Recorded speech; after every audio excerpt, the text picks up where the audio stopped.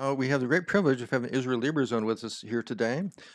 You're not supposed to invite your friends and colleagues from your old place, especially, but when I ask people around the world, so, okay, we really need a good neuroscientist who studies PTSD, and they said, have you ever heard of Israel Liberzon? I say, yeah, I knew Israel Liberzon, who is a resident in our anxiety disorders clinic at the University of Michigan, and he not only went through our anxiety disorders clinic, he started one of the world's leading research institutes on PTSD, trauma, and anxiety.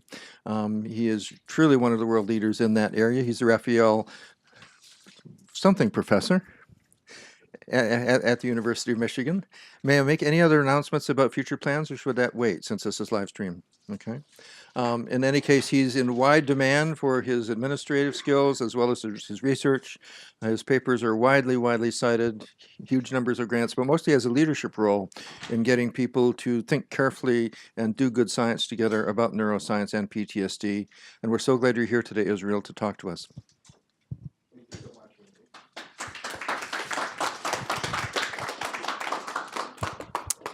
Thanks a lot. It's very kind.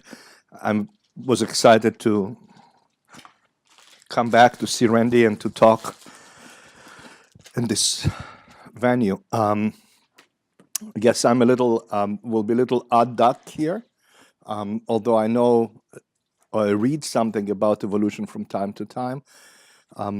This is not my main area. I'm much more proximal mechanism kind of guy.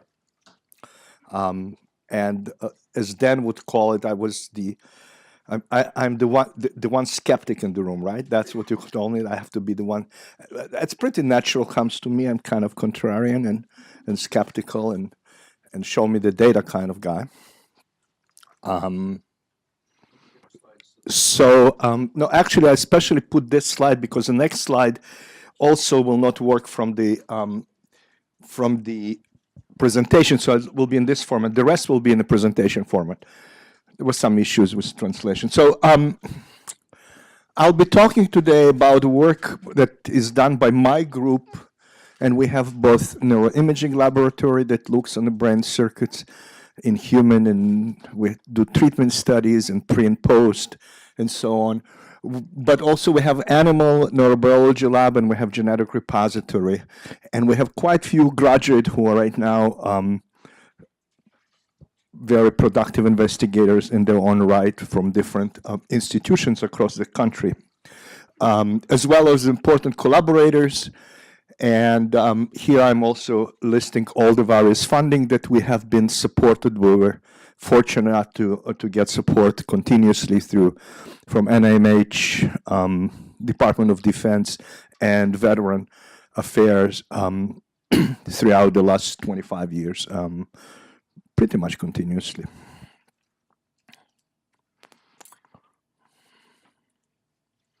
And here we can move to that. Whoops. All right.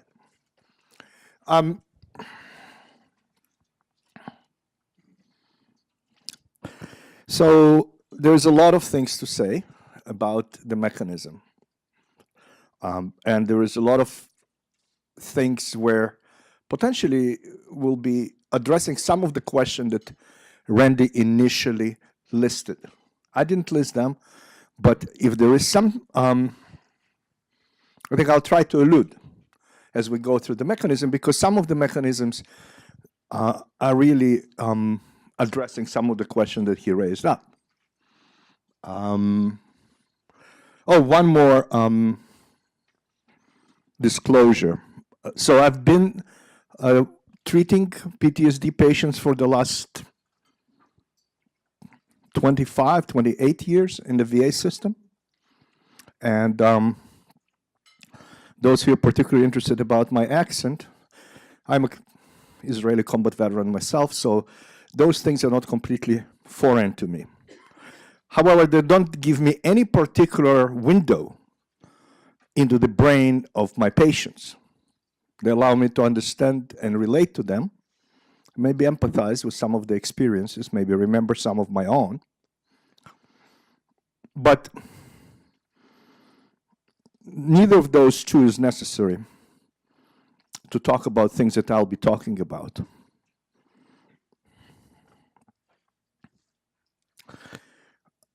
And one of the things that, major assumptions, the things that I'm interested in at this point, is outlined there. As you can see, there's many different reasons for PTSD. From natural disaster, through the car accidents that Dan was mentioning before, to the war trauma, and terrorist attacks. Now, some would argue that in PTSD, there is a big difference between these. Maybe there are some, although that's still has to be proven. But there are also definite commonalities. And the previous talks that we have seen and heard demonstrate that even cross-culturally, throughout various societies in Africa, as well as across Europe, United States, Australia, Canada, Japan, and the studies are done all over. The epidemiology is pretty steady holding. There are some variations, but there is a link, there is a syndromes, there is a set of symptoms. Obviously, they are not uniform across all the cultures or across the genders. People were talking about genders. They are not unified across the genders in the United States either. If you look on the profiles of male and female PTSD, you will often find some differences. Anger is not equal to across different genders, and as well as different other symptoms. So my point is that I am interested in the common mechanisms. I'm interested in the brain, and I'm interested in how the experience gets under the skin. What is the process? Because that's what brings me to PTSD. What is the process that takes a human experience and creates or leads to neurobiological change that in response to this change further changes human behavior?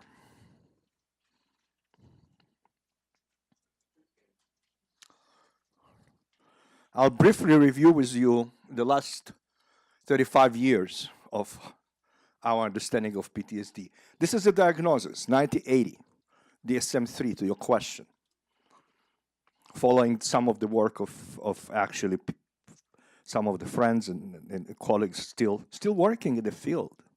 Marty Horowitz doesn't, but Roger Pittman does, and so on. The papers from 78, 77.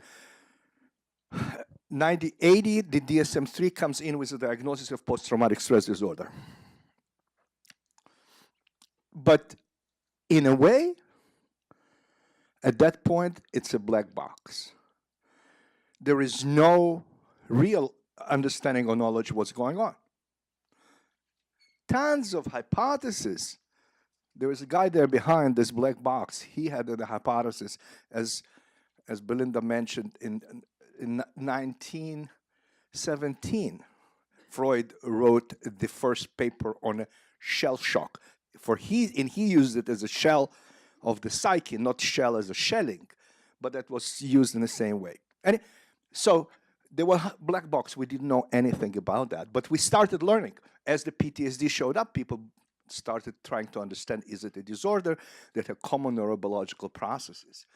And initially, we didn't know. There's no way to look in the brain. Sorry, when Randy remembers me being a resident, there was no way to seriously look in the brain. fMRI came in 1992. The PET scanners were available, almost impossible at that time to do any serious work. So we started with a SPECT. So there was no way really to understand, is there anything going on in the head of the people? So the models where we took peripheral blood or urine, and I call it a soup model. High cortisol, low cortisol, high norepinephrine, low norepinephrine, high sertraline, low sertraline. It was, at that time, a soup model, not only for PTSD, it was a soup model for depression. Still is for some people.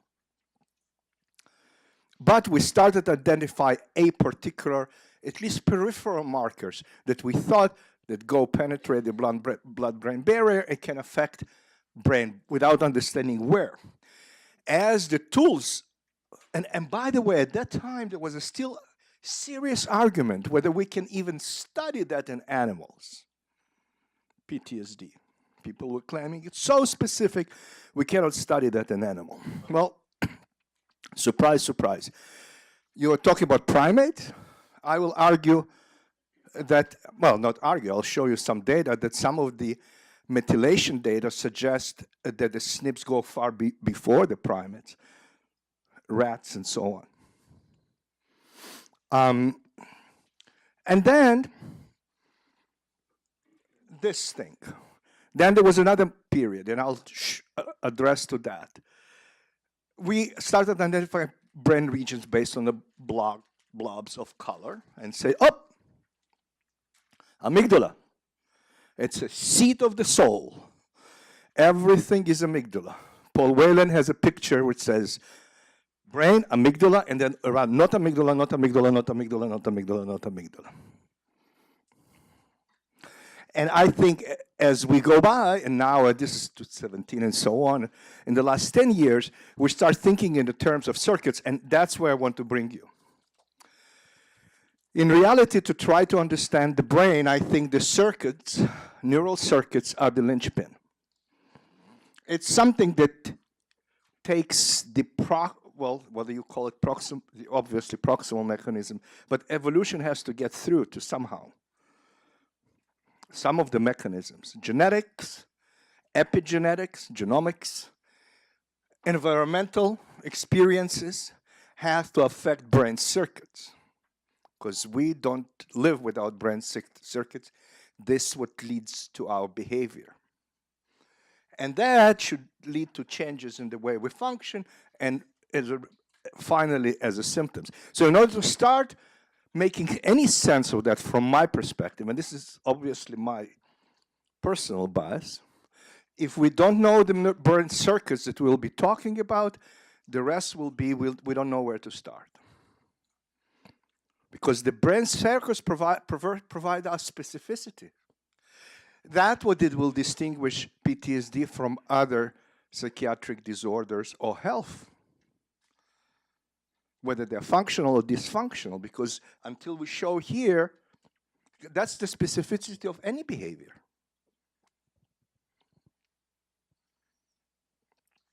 So I'll be talking about the work that we have done.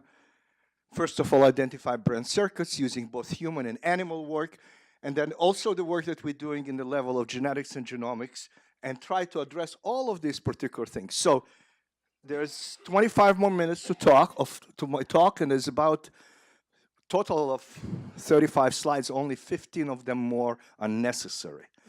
And the rest, it depends on what people are interested in. And we can either discuss it or not discuss it to do that. So the brain circuits, the linchpin, what is their brain circuitry that are normal in PTSD, and how do we think about it, and how it developed over the last 15 years? That will be the core of my talk. And the molecular, genetic, and all of the stuff we can get later on as we go into the brain circuits. So I'll be talking about basically about three, four different brain mechanisms or circuits. And starting with a very simple one and a basic one. Oh, I'm sorry. In order to, I'll get to that in a second. What I was trying to say that, but while we're doing this brain circuit work, we cannot forget the soup. Remember the soup that I mentioned to you? The things that are floating in periphery? There was a tons of work that people were doing. And actually have demonstrated there are some changes. We have changes in the cortisol and stress hormone. We have changes in norepinephrine. These are indeed found in periphery, but they go into the brain. So we cannot go into the brain circuit and completely forget about that and say, oh, this is not important. We need to have models which will incorporate the information that we have or that have been collected so far with the information about the brain circuit. And it all somehow has to fit.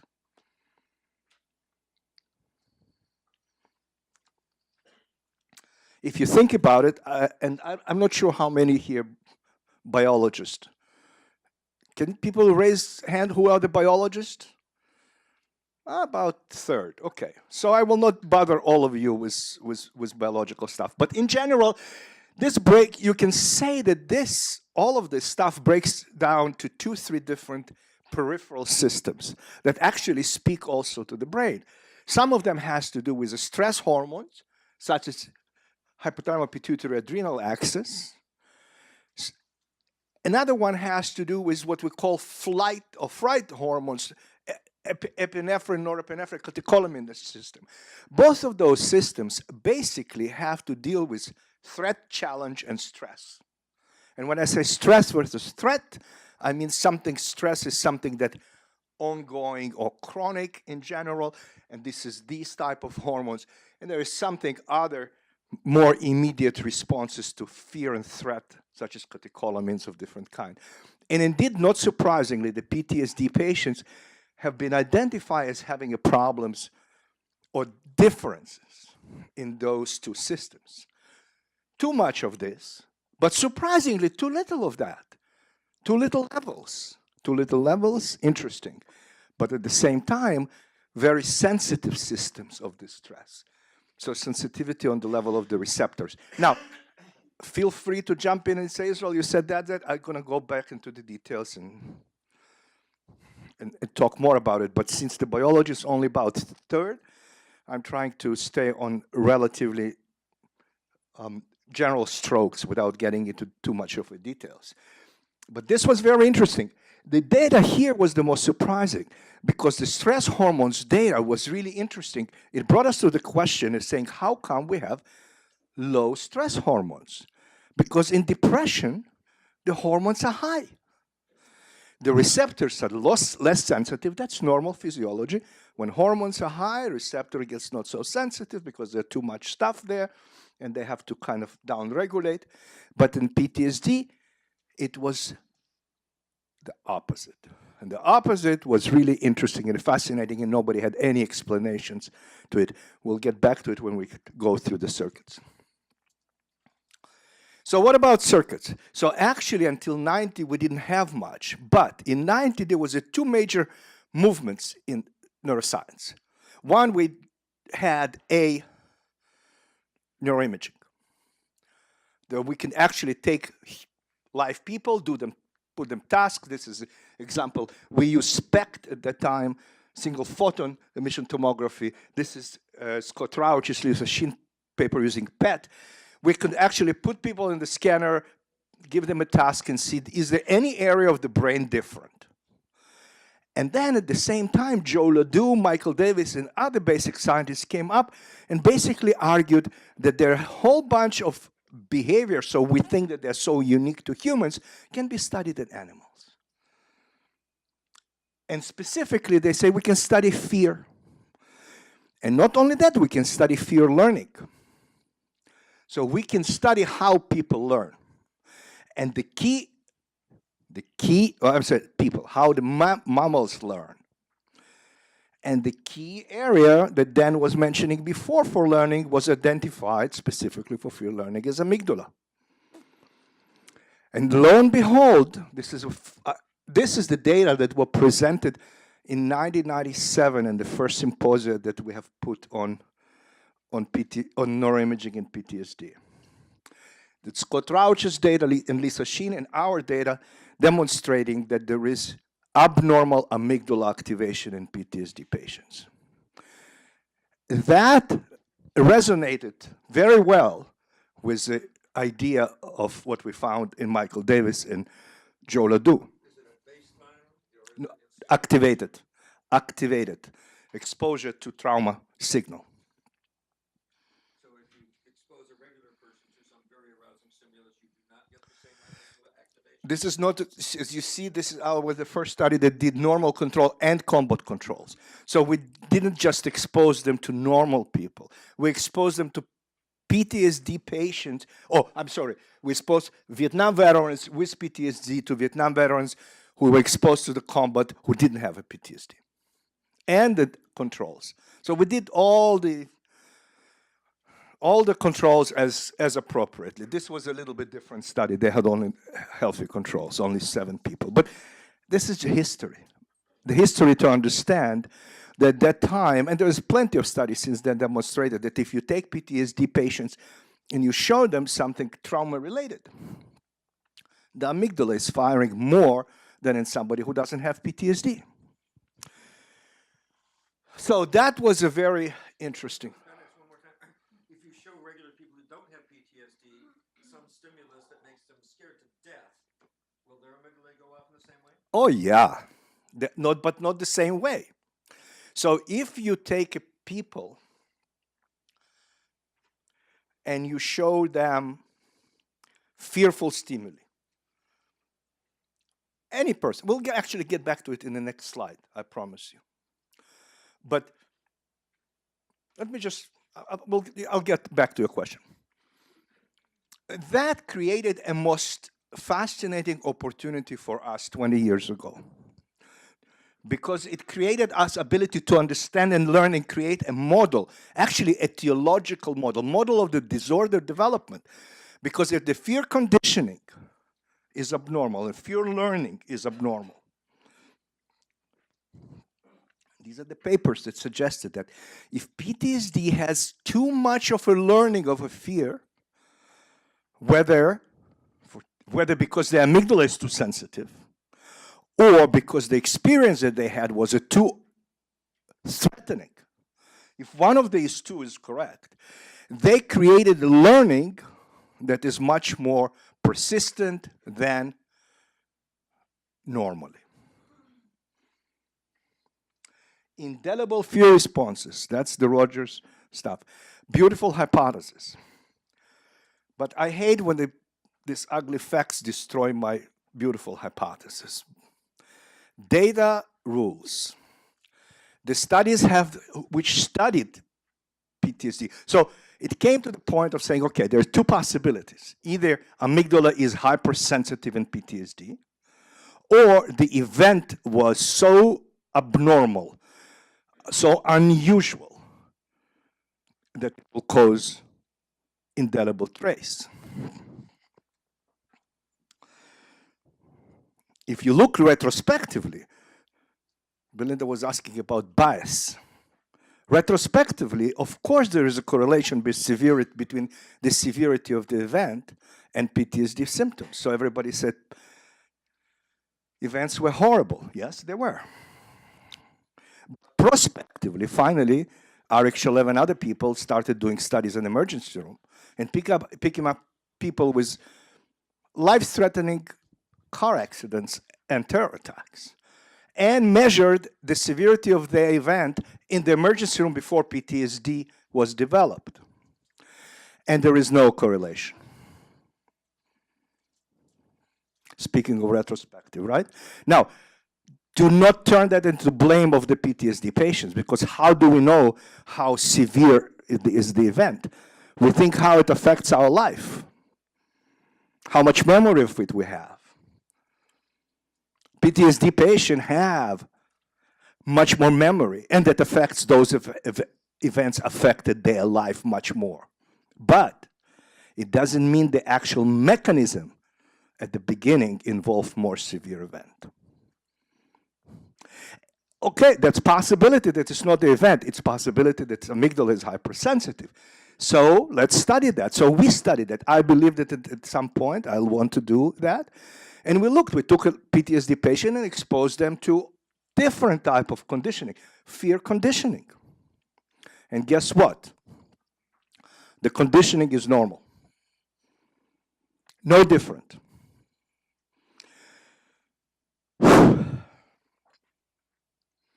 Not only that, as we figured out, and people started studying the amygdala story, we started finding out that amygdala is actually a final output of fear system. Phobia, patients have higher amygdala. More fear you create, more amygdala you activate. So this amygdala finding that we were one of the that published that in the first place, likely non-specific. And the conditioning study have demonstrated no specificity to PTSD. More importantly, in addition to the fact that this idea of hyperconditionability in hypermemory did not pan out, even if it was, it could not explain some very critical component in PTSD. What about emotional numbing? Try to take animal and hypercondition it. You can do that. And then try to find emotional numbing in this animal. Nothing. Try to find hyperexposure to trauma in this animal. No, they will avoid everything associated with trauma. What about spontaneous intrusion? What about nightmares? There's nothing that cues to fear in the middle of the night when person is asleep. How does one explain that? So there's a whole bunch of PTSD symptoms that are unexplainable by fear conditioning models. Now, people came up with a better one and said, oh, you know, guys, it may be not conditioning, before I go, it may be the extinction is a problem. So we studied extinction. And guess what? Extinction is not abnormal.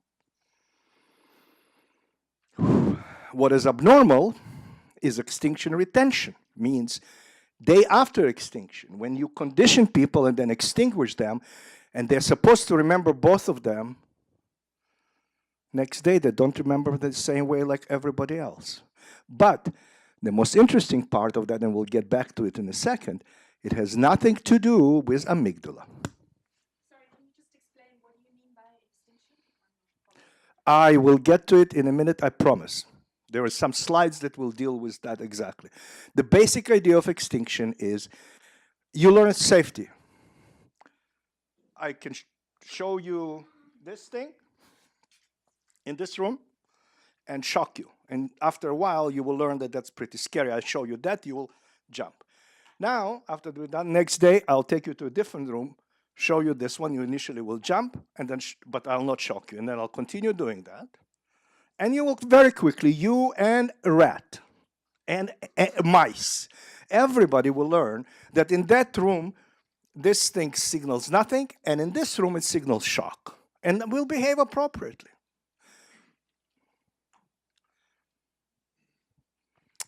The question is what happens when you test it in the third day? Do they distinguish between the rooms? And I'll tell you in a minute, you will see the example why it's so critical. There were other ideas. The other ideas had to do not so much with extinction, but with emotional regulation. Okay, so fear is normal. We have to be afraid of snakes. We have to be afraid we have to learn. Fear have to learn, otherwise we're going to get burned. But we also learn to control the fear when it is. It's called emotional regulation. So the other possibility was the problem is not in the fear, but inability to regulate emotions. And there was a whole bunch of work that Greg Quirk and other people have done showing that medial prefrontal cortex, specifically this is infralimbic, prelimbic in rats, but anyway, projects to amygdala and inhibits amygdala signaling when it's necessary. So the hypothesis was, is it possible that the problem is not the fear system, but the problem is the system that's supposed to control the fear and regulate it is not working. There was a whole bunch of studies that done looking into that, and some of them had actually implicated 3 different regions: medial prefrontal cortex, ventrolateral prefrontal cortex, and then dorsolateral prefrontal cortex. And everybody used the data from what we call reappraisal studies, and we did too, and we published some interesting work there. However, if you think about it, a regulation of fear, it could explain some of the PTSD symptoms, but it could not deal with intrusive symptoms at all. And there is no single cellular or molecular mechanism that will link those 3 regions of medial prefrontal cortex, dorsolateral and ventrolateral prefrontal cortex. So one has to somehow come up with 2 or 3 different mechanisms to try to explain the abnormalities on one hand and the amygdala on the other hand and ventrolateral and ventromedial prefrontal cortex.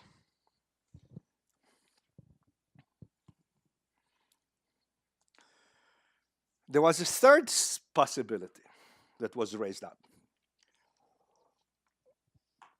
Somebody mentioned the word salience in the previous talk. Was it Dan? Anyway, then don't worry about it. Whatever somebody, I'll blame you, okay? Somebody mentioned the word salience and amygdala. I think it was you because you said amygdala and salience. So actually salience, there is a network in the brain responsible for salience detection. It has to do with the insula and anterior cingulate, and some people would argue amygdala might be participating in that. What does it mean? It means that we are responding to stimuli that might be biological relevant. There are regions in the brain that's supposed to respond to that. Just detect it. Move our attention toward that. And there are some suggestions that maybe that could explain the fact that PTSD patients are hypervigilant, that they respond to the cue, they interpret the cues that are innocuous as threatening one, because this general system, not necessarily learning, it's a general threat detection system, Salience detection system is hypersensitive. And indeed, there is some evidence that insula, which is critical, anterior insula, for salience detection, as well as anterior cingulate here, are hyperactive in PTSD. And our data with others, one of my previous graduate students demonstrated that indeed there is an enhanced activation or connectivity in this system. However, again, we're running into the same problem. It was a tons of things that it could not explain. And again, there was not a single system that could unify that. So about 10 years ago, we have started raising another possibility. And another possibility critical is the system that modulates memory and fear rather than encodes that. Modulate detection and modulate encoding. This system I would call contextual processing system. So the example is relatively simple. You see a line, you just outside. Let's say you go outside here, you see line 20 yards. Mountain line, okay, so it will be real. Okay? Mountain line outside here. If you don't get a heart attack, you hide or run. Now, the same line in the zoo. Now, I bet you that even if you've never been in the zoo, in this particular zoo, and you come in and you see line. Now, here is a glass, but most of the displays today don't have any glass. They build in a way that you don't even see how the safety is produced, right? And you come in and you see the same line from the same distance. So the cue is exactly the same. And you've never been in the zoo. And you have your kid nearby you and you don't worry about it. And you say, hey, Johnny, look at this lion, beautiful animal. How the hell you do that? Your brain has the capacity of modulating your response to cue depending on the context and the context of safety. So, when you do conditioning in this room, your brain knows that this thing in this room is scary, but in the other room is not scary. That's basic system that helps to disambiguate stimuli that have multiple meaning in different environments. And this particular system involved, guess what? Hippocampal and medial prefrontal cortex. So we proposed in a set of experiments and set of papers that actually the problem with this system might lead to all or majority of PTSD symptoms that one can account for. It can lead to inappropriate fear in the safety context. But more importantly, it can explain the paradoxical experience of PTSD patients. And those of you who worked with women who were traumatized know that they get re-exposed to traumas, self-induced re-exposure. That can never be happening if it's just a fear system, because they're not perceiving safety appropriately. That could explain the inappropriate reactivation of memories. It could explain the inappropriate reactivation of emotions, because the context and the cues don't fit. I'll be done. And if not, you'll stop. So we did the same study. We did the same study that we do with animals. We put it for human. We conditioned them in one environment. We extinguished them in another environment. And what we demonstrated that PTSD patients, indeed, on the third day, don't distinguish between the rooms. And in the wrong room, respond wrongly, but not only in the room that is safety. They respond with the more fear. They actually, in a room with the more fear supposed to be reactivating, they do not reactivate that. So they, paradoxically, they express not enough fear in an environment where they're supposed to be perceiving fear. So the learning environment was not used. And lo and behold, that starts fitting together with all other data, both our data and other people's data, of abnormalities in hippocampus that Dan mentioned, but nicely went out of it when he would talk about amygdala, because amygdala can't explain smaller hippocampi. But smaller hippocampi can explain PTSD symptoms, especially smaller hippocampus and poor connectivity between hippocampus and medial prefrontal cortex, which we're talking about default mode network. And we have just published data a couple of years ago demonstrating that, and so on and so forth. So I would like to summarize that, saying that there are at least 3-4 different circuits that might be contributing to PTSD abnormalities. And that's the critical part. And those circuits involved fear learning, and maybe in some PTSD, fear learning is abnormal. We actually demonstrated that. We took people and animals, exposed them to head trauma, and showed them that actually in those cases, fear safety learning, extinction is abnormal. So that could be amygdala-based. But in others, in the majority of them, the hippocampal prefrontal cortex might be abnormal, and then we'll have to look into this circuitry.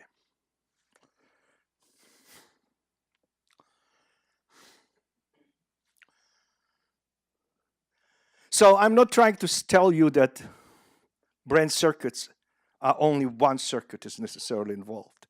I'm just trying to tell you that we have to continue looking on the circuits. There are 3 or 4 different circuits.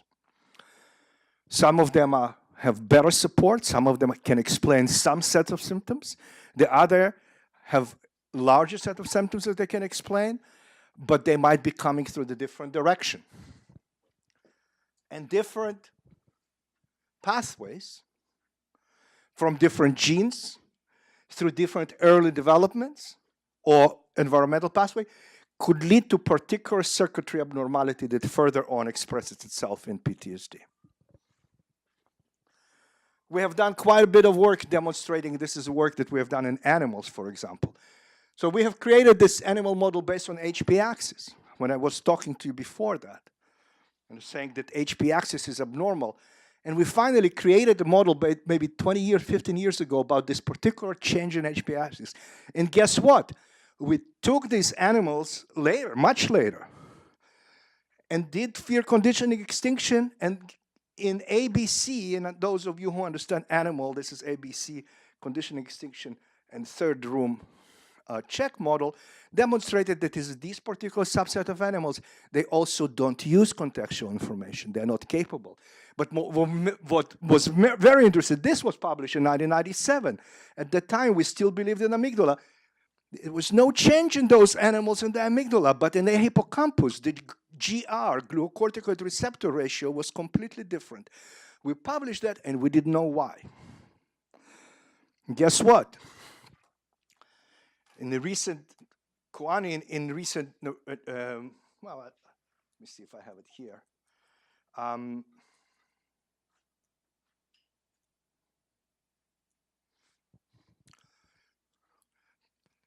This is paper in Science 2012 demonstrated that if you do glucocorticoids, you play glucocorticoids, with glucocorticoids you can actually change the way the context is perceived in mice. So this story of hippocampus, prefrontal cortex, and glucocorticoid changes, both in sensitivity receptors, can lead to changes the way the context regulates people, both in animals and in human.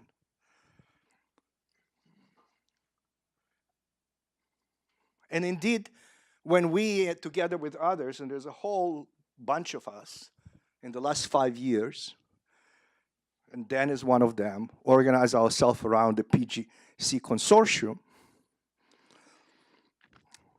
Psychiatric Genomic Consortium, started looking for genetic markers for PTSD, which is very difficult, and analyzed across 19 different studies. We couldn't actually find anything in the first pass with 20,000 people. But we did demonstrate that heritability for PTSD exists on a molecular level, not in the case control studies. And indeed, especially it exists in women. And this heritability is not different from heritability for other disorders like schizophrenia.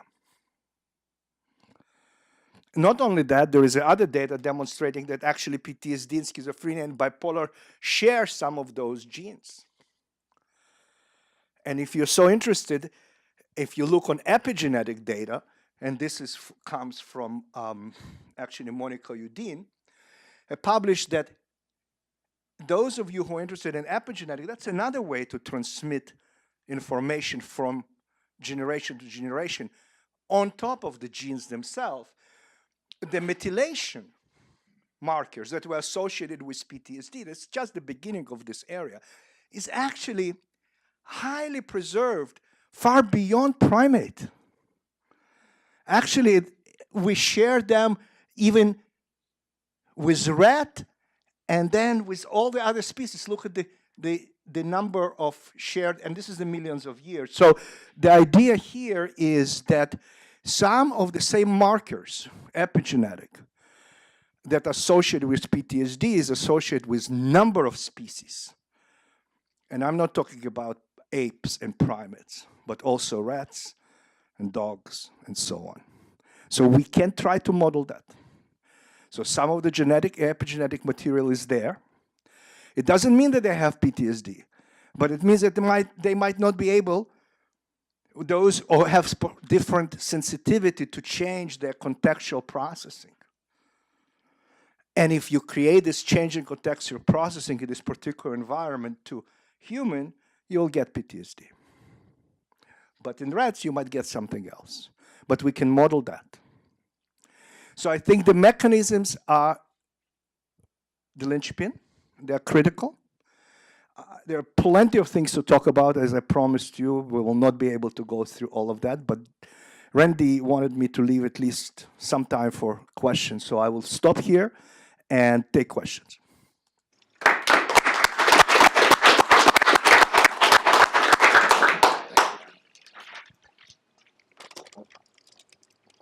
You can just speak up. We don't need a microphone. Oh, okay. The epigenetic markers you're talking about, PTSD, you talk cue, context, and safety in the hippocampus. My question is, there are people who actually seek out fear situations. They go to horror movies. So the Roller coasters. right. So is there something with their brain that is different, or from your model, can it be explained? Is there? So I don't think so. I think we all have the capacity. So the experience that you're asking about, horror movie, roller coaster, all of that, it's a complex human experience. We activate many different circuits by that. Fear is only one of them. Fear is not even one circuit. Fear is our interpretation of those circuits that are activated. Some of them has to do with high arousal.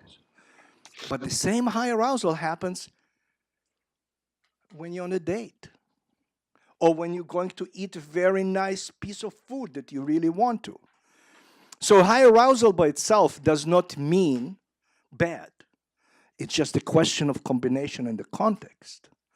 So experiencing so-called fear in a very safe environment is very different than experience so-called fear in a very non-safe environment. How many of us would climb the roller coaster knowing that last week, 2 people flew off and died? Very few would be enjoying that. We all climb in, although we know, like in the zoo, that there is 99.9% that we're going to get off this roller coaster happy. So what I'm trying to say is that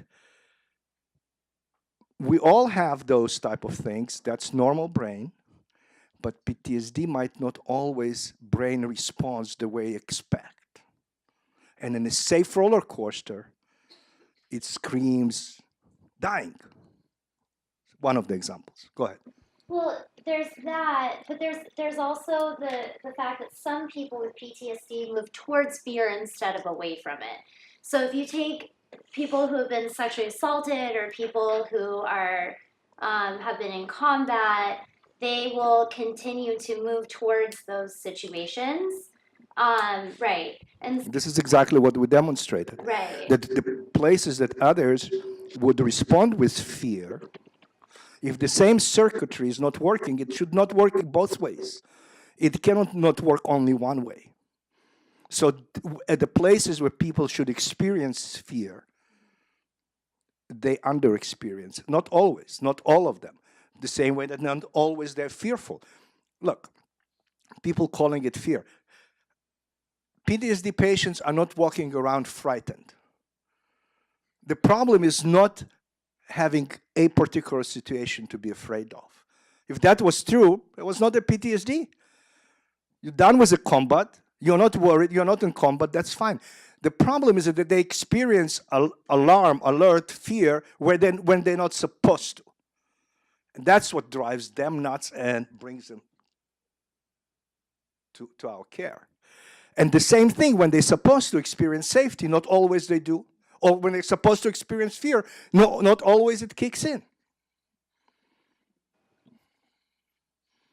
Go ahead. So, according to what you're saying, is there no real adaptive benefit to having a cognitive structure that basically results in,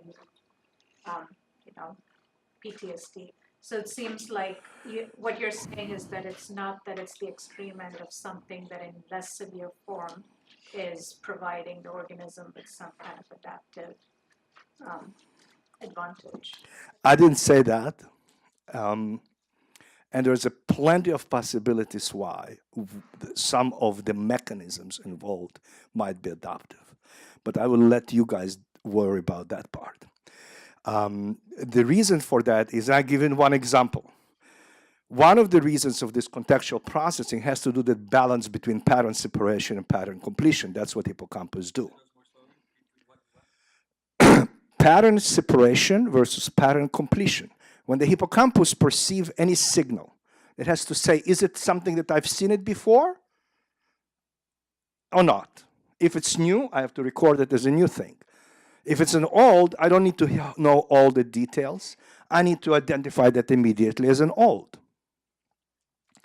Without knowing every detail. That's called pattern. I perceive the whole pattern and complete it because there's enough similarities. These two things have to be in balance. For example, we need to be able to sufficiently identify new signals, but also sufficiently quickly identify all signals. And we shouldn't be mixing those two, but they're in competition. And the interestingly part, and I cannot show you everything, some of the same cells that actually migrate as they grow from dentagyres to CH3, in the early stages participate in pattern separation, in the later stage participate in pattern completion.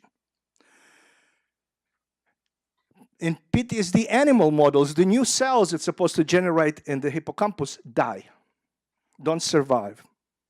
That's the work that I have there. I cannot show you all, one of my graduate students there. So does it mean that there is a less young cells and there is a change from pattern separation to pattern completion? By the way, glucocorticoids can change that. So it could be adaptive reasoning and significance that in some situations following stress and fear, animal more important for it to recognize old, which is pattern completion, then learn new. That could have a major significance, adaptive significance, and the stress hormones can shift this thing. So I'm not thinking in terms of PTSD symptoms, because symptoms have combination of multiple mechanisms. I'm thinking about mechanisms, as Randy had mentioned.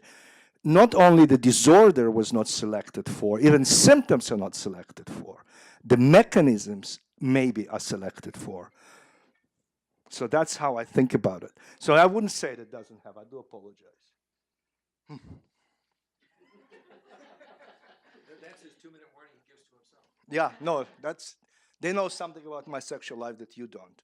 I mean, I guess they always offer me Viagra on you. Don't you get those calls? Okay. No, I'm just kidding. Question from Scott. So given, I'm sorry, I yeah, was looking this way, I apologize. given that it sounds like you're saying that there is a failure to recognize context in modulating the fear response in people with PTSD, would your model predict that while some PTSD patients seek to avoid the landscape of fear that is associated with the specific trauma that they experienced, that actually then moving away from that place and avoiding it would be unsuccessful because the context, while it's different, is not necessarily going to help to modulate the fear response? Right. So one of the areas people are looking for, talking about, and again, this goes back to what I mentioned before, since you asked about pattern separation, pattern completion, then the question becomes, when you learn, your fear learning and so generalizes or not generalizes. And to which degree? We do need to have generalization, because if you were attacked by a tiger and you're afraid only of the tiger and the puma tomorrow eats you, that's not very adaptive. On the other hand, if you're afraid of the tiger, but you're also afraid of the kitten, it also doesn't make sense. So a degree of fear generalization is normal and healthy, but over-generalization is not. That's what we were talking about. So the question, and there is quite a bit of a work that people are interested in doing during Gosmore and so on about. We're recording, so. Oh, I'm sorry, I apologize. So there's quite a lot of work that people are doing on fear generalization and context generalization, because generalization occurs both for the cue itself and for the context, and it's different mechanisms. And one of the serious questions that people ask about, for example, extinction, prolonged extinction training, which is one of the most effective treatment for PTSD, is how to make it more generalizable. Because patients do learn to extinguish within a particular context of therapist office, but it not generalizes as well outside. Extinction in general, it generalizes less well than fear. That's per definition, and that's how adaptive it should be. So then the question becomes, can we enhance generalization process for the context and so on? Dan, you had a comment. So last question. There is a lady here too, so I'm sorry, we have to be a little more. Good question, sure, go ahead. Okay, thanks very much. So this issue around the pattern completion separation, that's very interesting. It speaks to neuroplasticity. And it also speaks to the epigenetics, right? I mean, can you tie it in with, that the epigenetic markers can push things one way or the other? Just looking briefly at that, maybe. I'll make it very brief. So, unfortunately, I cannot. All the 200 and so epigenetic markers that Monica have published and Alicia, there's only 2 papers in the field that, well, Ron Seligman, but these are old stuff, and not very good. Not because technique was not there. So the only GWAS level epigenetic markers that have been identified have actually to do with inflammatory system mainly, and some of the promoters, but they are clearly not directly linkable to a particular mechanisms. And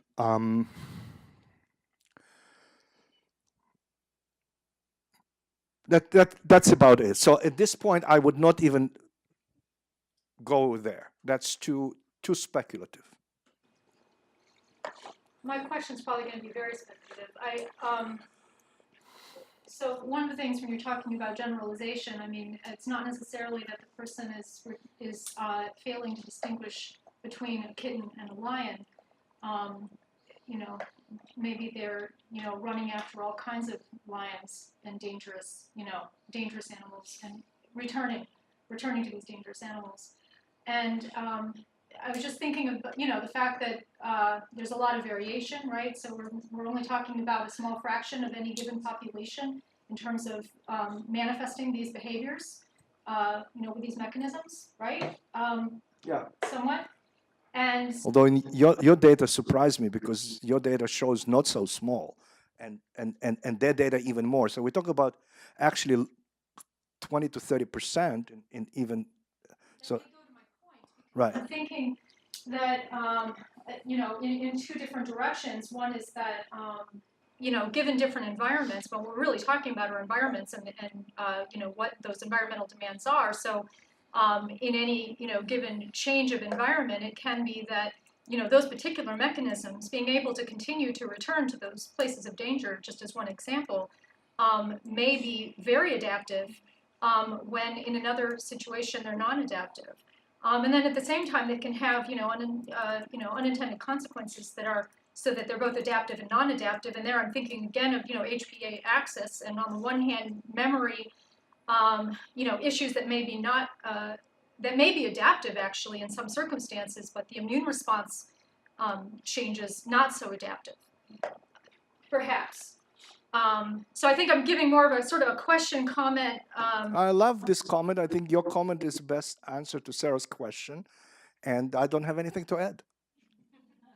I assure you, we're going to talk about this for hours for the grant writing work group we're going to have over the next day and a half. I think we should wrap things up for right now for our public session. Thank you all for joining us.